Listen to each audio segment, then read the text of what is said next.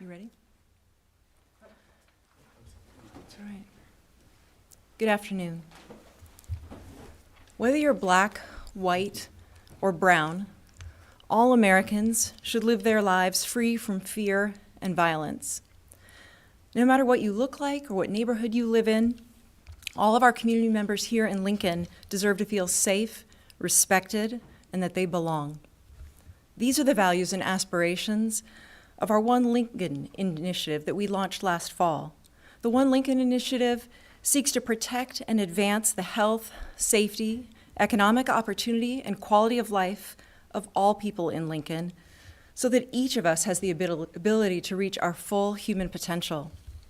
When we launched the One Lincoln initiative last year, we were not only lifting up these values, but also acknowledging the fact that this experience of equality, basic safety, and belonging remains aspirational for too many of our friends and neighbors.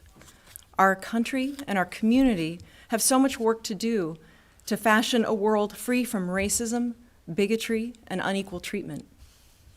At the rally at the Capitol yesterday, there was no bloodshed, no violence. It was a peaceful protest. But there was so much pain. Pain and anguish about the fact that to be Black in America is to live in fear for your safety or for that of your children each and every day. The protesters at the Capitol yesterday assembled peacefully to call for justice and to call out those who abuse their positions of authority or power. They assembled to speak out against racism and to speak up that Black lives matter, which they do. Black lives matter. They matter so much. Our country and our city will be stronger, safer, and more free when everyone can not only say these words, but mean them and feel them in the very depths of their hearts. The protesters in Lincoln over the past few days have largely been peaceful and respectful, and I fully support their calls for justice. Last night, however, a smaller handful of people who apparently have other agendas committed terrible acts of destruction. The perpetrators of this violence were not limited to a single race or ethnicity. I cannot and will not condone violence and destruction in Lincoln. No one should. That violence and destruction honors no one. As I've stated many times from this podium, the safety of our community is my number one priority as your mayor. I am thankful that no life-threatening injuries were incurred during the events last night. Cities across our nation have seen violence and destruction over the past week, and I am grateful that the event last night did not result in any debilitating injury or loss of life. Violence in Lincoln is not acceptable. We will take the necessary steps to protect everyone in our community from harm, including our residents, our police, and our peaceful protesters. To that end, this afternoon, I issued an emergency declaration that will implement a curfew for all Lincoln residents beginning at 8 p.m. this evening. The curfew will limit the hours when people may travel public streets and will prohibit gathering or congregating in public places within the city in order to preserve the health, safety, and property of our community members. The order will be in place until 6 a.m. tomorrow morning, June 1st. During these curfew hours, only people who must leave their home to go to work, seek medical attention, or assistance of law enforcement shall be permitted upon the public streets of Lincoln. Additionally, under the emergency declaration, I've requested support from the National Guard that will enhance our ability to ensure protection of our infrastructure in the city of Lincoln. I want to thank Governor Ricketts for his support and willingness to deploy the Guard, providing additional resources to bolster our community's safety. This morning, I walked along Lincoln Mall to witness the agonizing aftermath of the late-night protest in front of this building, the city-county building, that turned violent. I talked with those whose businesses were vandalized and set on fire. I saw dozens of people pitching in to help clean up the damage and the rubble and the broken glass from the night before. Volunteers scrubbing graffiti, cleaning our streets. To all the people whose businesses and buildings were damaged as a result of last night's events, know that we are dedicated to doing everything within our power to prevent further needless destruction. Here to provide more details on what happened last night is Police Chief Jeff Blackmeister.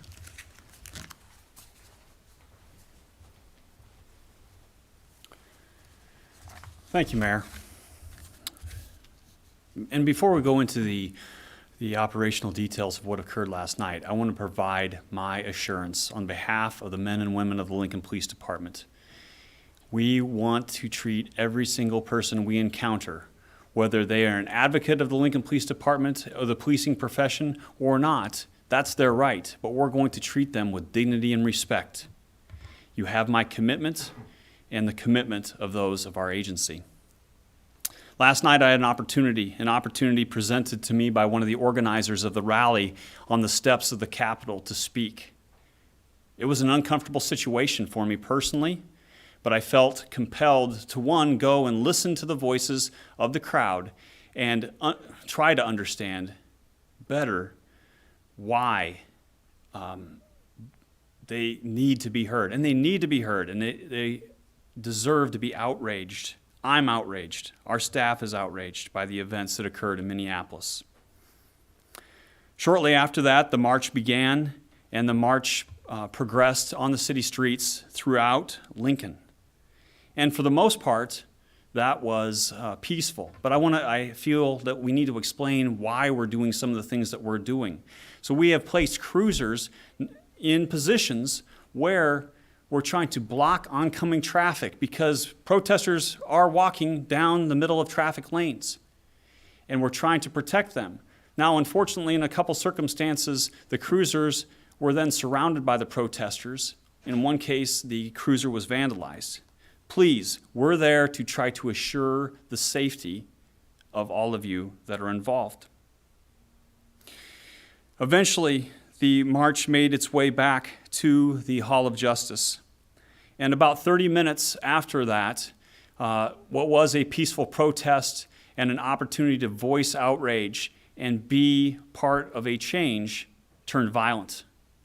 Rocks, bottles, razor blades, so many other things began to get hurled at our police officers. And we can't tolerate that. Our officers continued to ask for the crowd to disperse. And unfortunately, that did not occur. And eventually, we were forced into taking tactics to be able to protect the officers, to protect the nonviolent protesters that were part of that crowd and the property of both the campus here and all along Lincoln Mall. There were a few arrests that were made around 1 a.m., and then windows started to be broke out along Lincoln Mall at 2:30. Small fires were then started by the protesters. Our officers had to work to try to make our way to those particular buildings so we could get fire resources safely there. Unfortunately, around 3 a.m., a structure fire began in the 600 block of South 12th, and an incredible amount of damage was done. Eventually, the situation calmed around 4:30 this morning. Our officers were struck with bottles, with fireworks, with rocks. One of our officers reported an injury. That would be the 9th officer that's been injured over the last 2 days as a result of these protests. A citizen was injured. There was stabbing that occurred in the crowd and multiple assaults that also occurred within the crowd itself. We don't know the extent of the damage along Lincoln Mall and those businesses, but we believe it is going to be in tens of millions of dollars.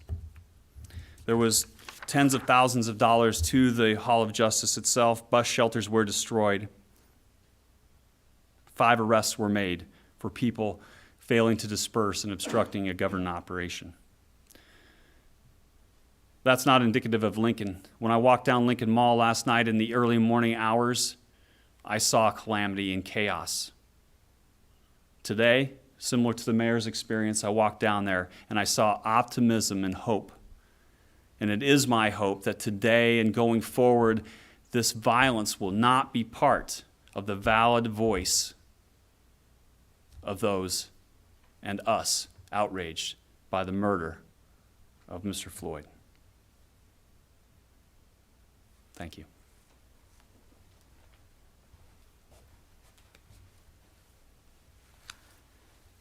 Thank you, Chief.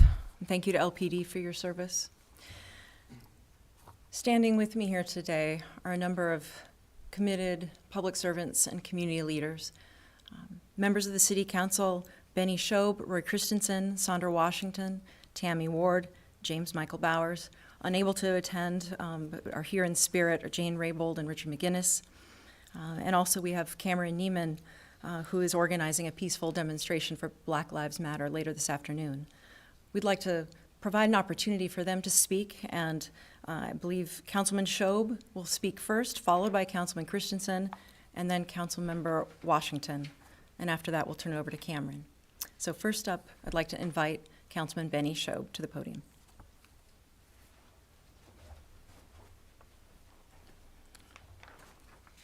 Good afternoon, everyone. Thank you, Madam Mayor, Chief, and my fellow council members. This is the second day in a row we've taken time to speak with you about events that happened in our city. And I have a lot of anxiety and anxiousness.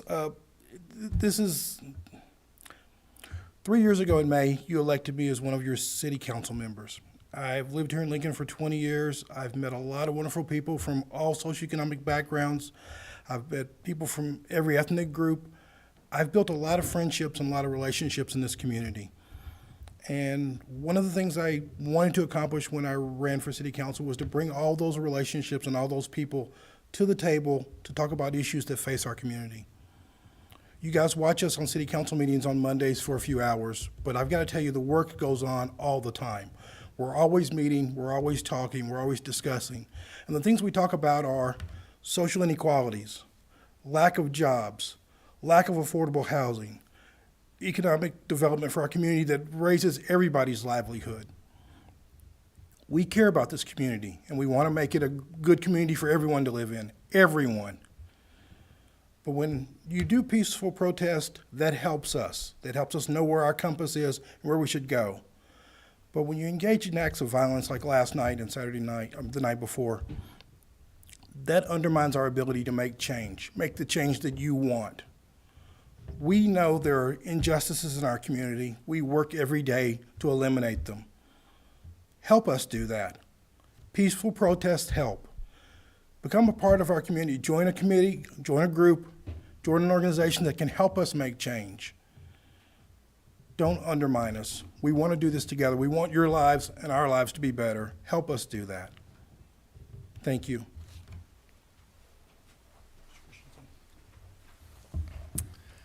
Like many of you, I have been dismayed, saddened, and angered by events that have taken place in our country and in our city over the last week.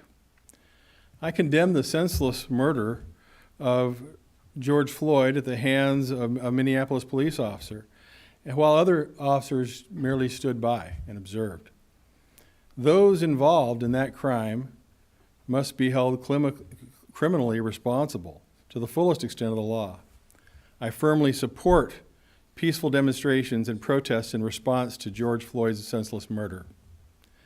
My observation is that officers of the Lincoln Police Department are well-trained and provided with our community with exceptional service.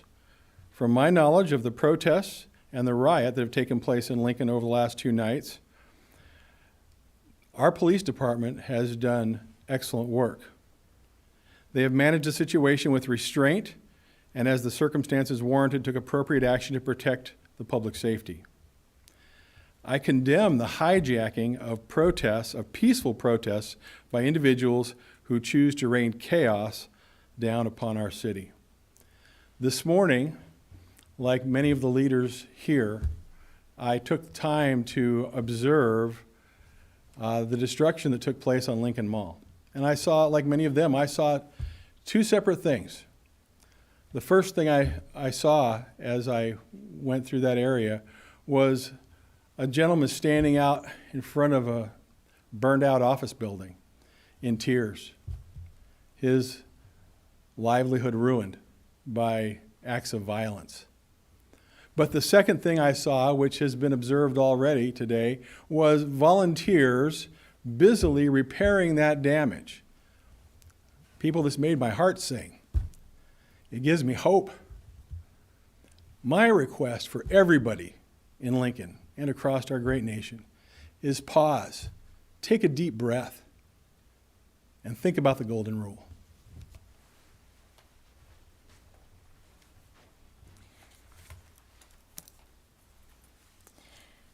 Good afternoon. I understand the need to protest. I have protested numerous times over my life. It is the right of every American to raise their voices in support or in opposition of a cause. The U.S. Constitution outlines our rights as citizens, including the most important freedom of speech. The First Amendment specifically details our rights to peacefully assemble and petition the government for redress. That is what the citizens across the nation have been doing for the last week. Those in Lincoln who have participated peacefully, I applaud you and thank you. I said yesterday that the murder of George Floyd has set the stage for a necessary national conversation about race and racism in America. I believe the time for talking is now. Though the conversation may have been spurred by clear evidence of the unequal and racially biased policing we witnessed in Minneapolis, my hope is that we broaden the conversation to include a greater understanding of how race and racism impacts communities of color, not only in policing, but in housing, employment, healthcare, education, and in multiple daily interactions.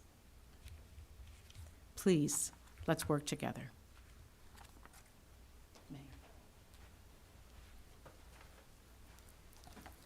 At this point, I'd like to turn the microphone over to Cameron Neiman for a few remarks. Cameron is organizing a peaceful Black Lives Matter demonstration at 4 p.m. today at the state capitol, and he's worked closely with the Lincoln Police Department to ensure that the event is safe and successful. And I, for one, look forward to being there to support his message. Cameron?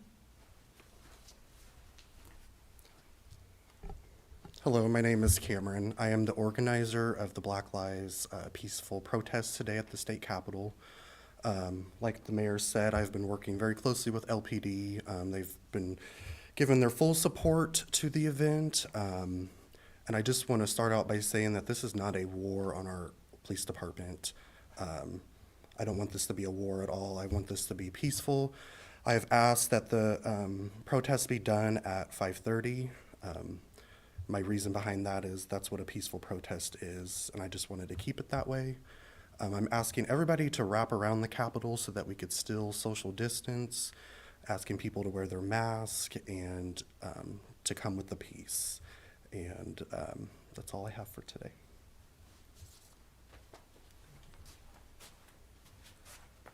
Thank you so much, Cameron.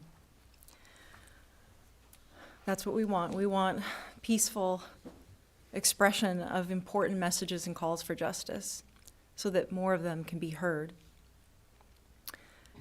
Looking to the horizon, what we've seen in the past is a tragic pattern that as soon as the damage to property is repaired and the media turns away, we can't let these conversations and the work for justice end.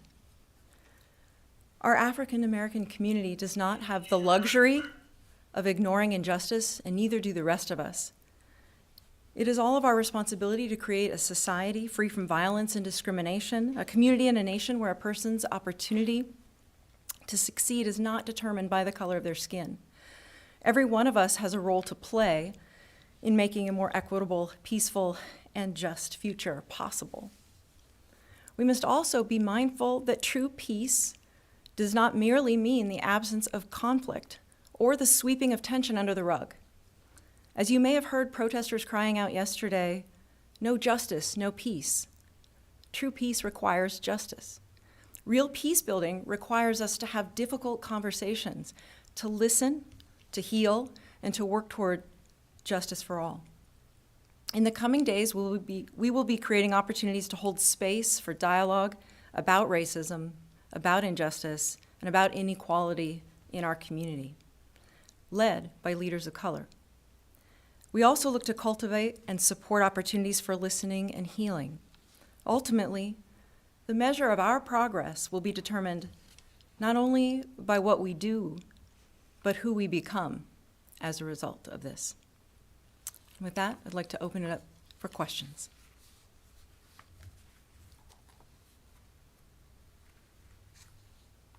Any questions from the media? Can you unmute? Are you able to unmute? Mayor, Kent, Hi, Kent.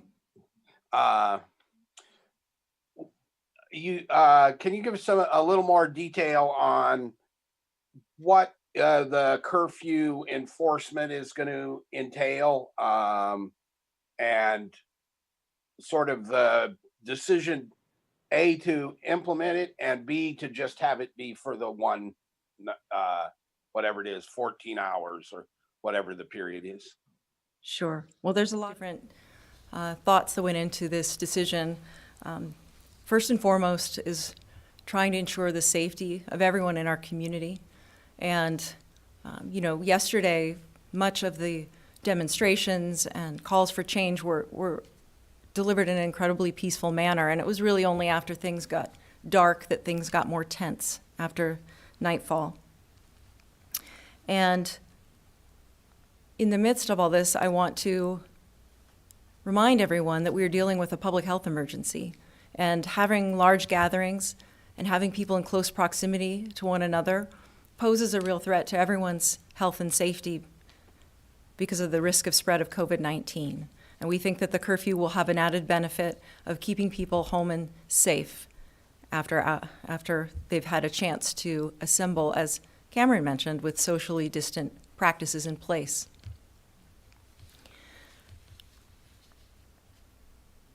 We believe that people in Lincoln want to take care of each other and they want to stay safe, and that many will observe this curfew without any need for enforcement. But I will allow Chief Blackmeister to come up and answer the question of what enforcement might entail should that become necessary.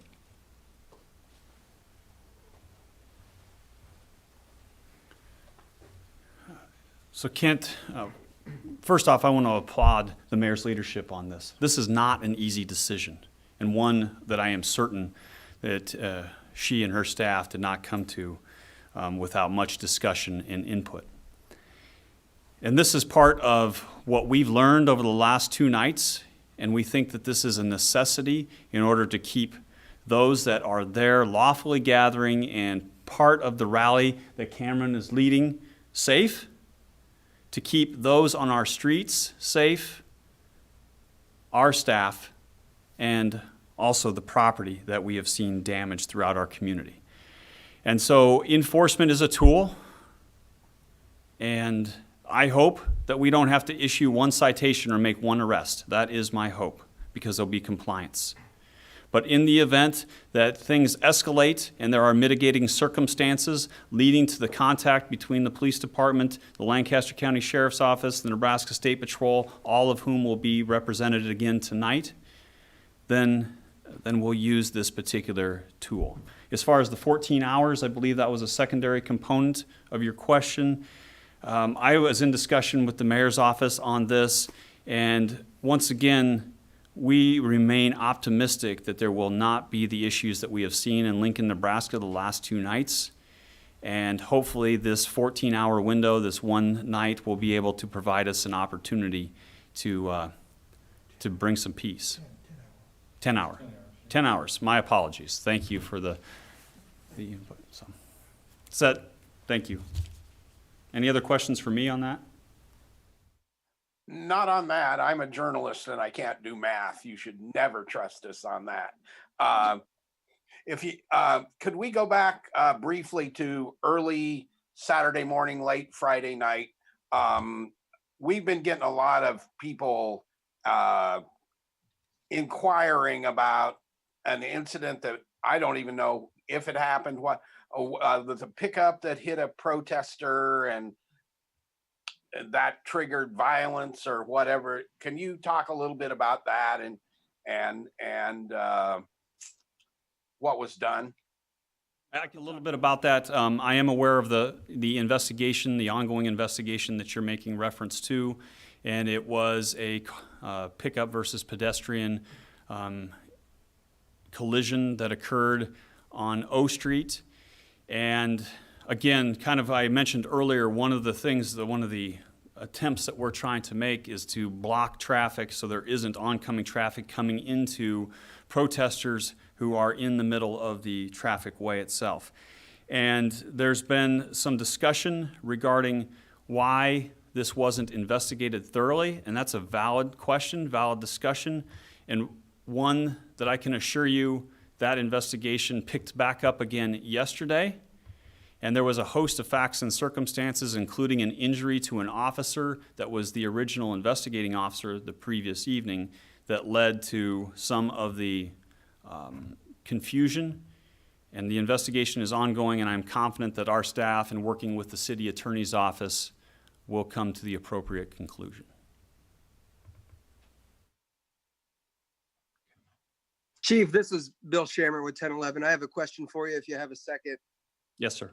I was listening to the Omaha chief of police mention that they've arrested a lot of people who he said would have nothing to do with the protest of George Floyd. Can you elaborate on what you've seen in Lincoln in reference to that? You know, we talked today about the 5 arrests that were made early this morning and the 3 arrests that were made previously. And while those arrests were associated with the riot, not the protest, with the riot afterwards, whether or not these individuals were advocating for change or whether they were there for other reasons, I really can't speak to that. But again, I can speak to the fact that they were given warning after warning after warning to try to disperse, because this is the end outcome that we got to, and we would choose not to get to that outcome if we could.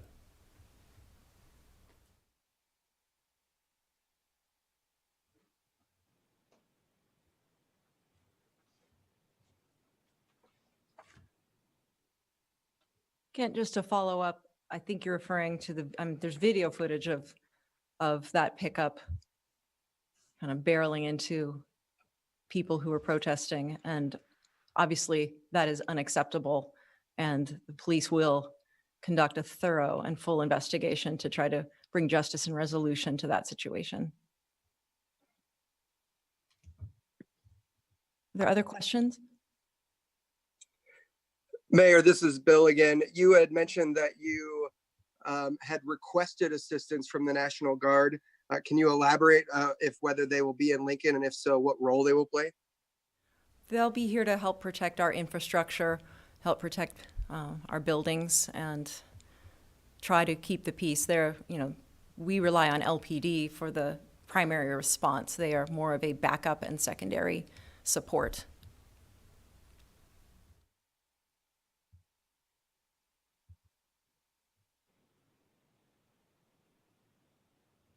Are there other questions? One more on the curfew. You had asked about thought process that got into that. Of course, I had conversations with Mayor Jean Stothert. They're imposing a curfew this evening as well. And, you know, the last thing we want is for us not having a curfew to send a signal that people should come to our city to bring violence and destruction. So we are looking to have a unified front to try to keep all of our residents of our two major cities as safe as possible. And that includes our protesters.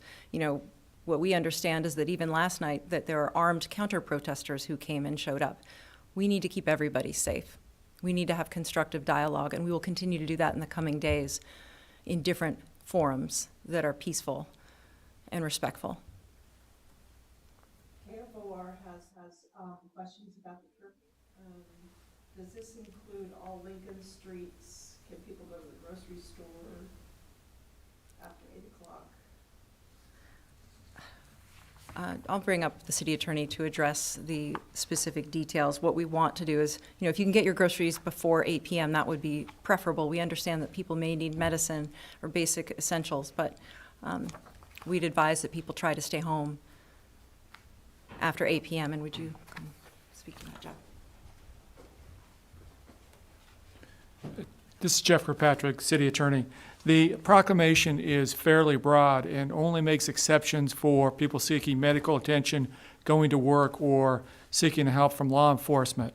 However, when you look at the order, it does talk about what the response of someone, for example, going to the grocery store. And we understand not everybody in Lincoln is glued to this press conference and is going to know about it. And the response from law enforcement is going to be to let people know. So if your neighbor is going to the grocery store, they're not going to arrest them. They're going to say, you know, we're under a curfew now. There's been an emergency declared, and ask them to go home. But if the question is, can you go to the grocery store, strictly speaking, under the emergency order, there's a curfew, and you should not go to the grocery store tonight. About parks, same thing. Right, public areas, public streets, public areas, alleys, in any place where the public is congregating would also be covered under this order. Mr. Kirkpatrick, probably an obvious question, but that means all businesses must close by 8 p.m. tonight? Well, they're not required to close. It's just a matter of the public is under the order of the curfew not to go there. So if you've got a business that is making phone calls, for example, the business itself is not ordered to close. What we are talking about is we're asking members of the public not to be going out in public to go shopping or to go to the park or whatever after 8 o'clock. Does that make sense? Thank you.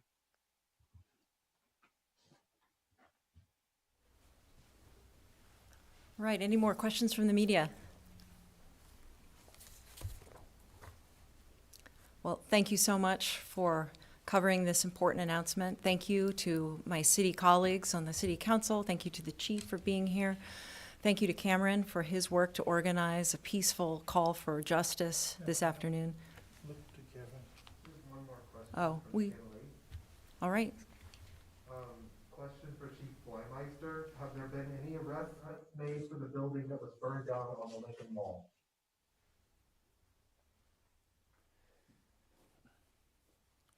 That investigation is ongoing, and with any other significant investigation, what we do is that we have documented the damage.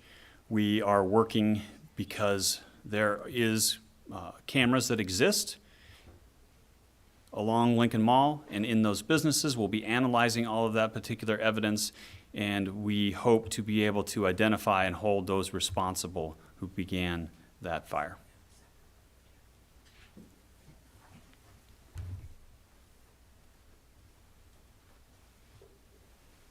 All right, any further questions?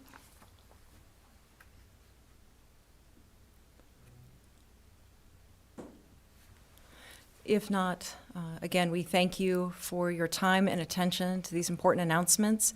And I want to acknowledge that we were unable to secure an ASL interpreter for this briefing, but we will be sending out a link with a link to a YouTube closed captioning presentation of this press briefing. Thank you again to all who've come and joined in this important announcement. And please, stay safe, take care of each other, be kind, and seek understanding in these challenging moments. Thank you.